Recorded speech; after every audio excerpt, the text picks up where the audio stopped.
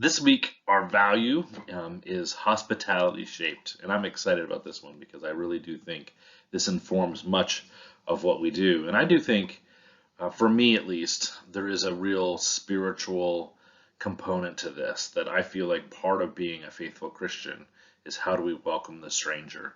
And the Bible's full of passages of that. And I have a short video I'd like you to watch just to get you in the frame set of this.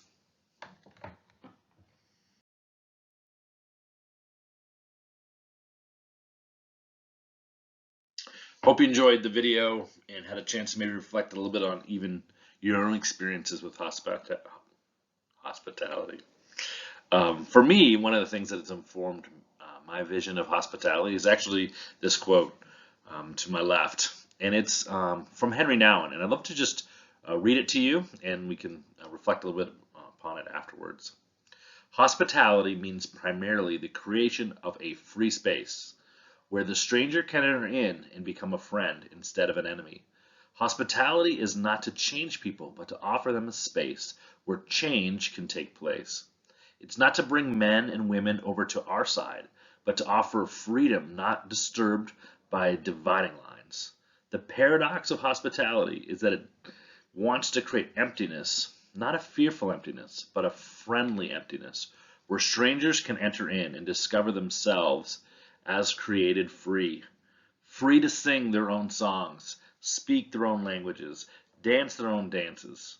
Free also to leave and follow their own vocations.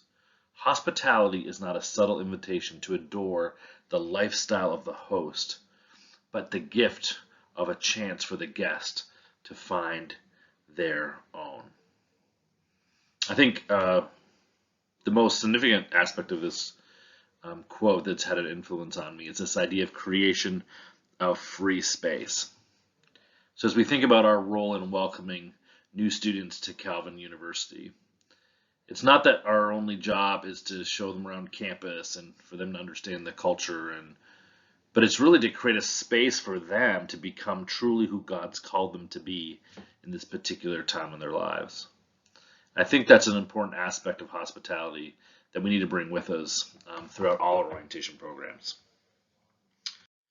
So, how do we do this? And I want to suggest that we all become gardeners of hospitality.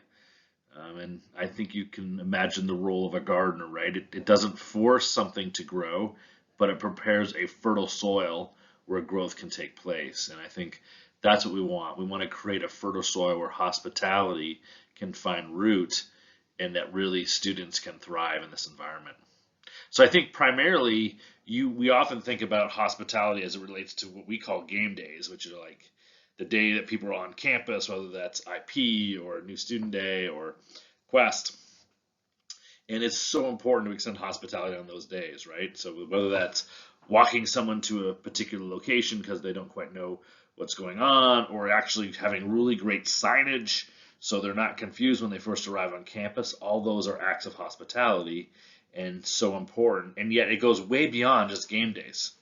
I do think that really the formation of hospitality begins as we think about implementing the programs that we want. What programs are really going to open up a free space for students to discover who they are and who others are?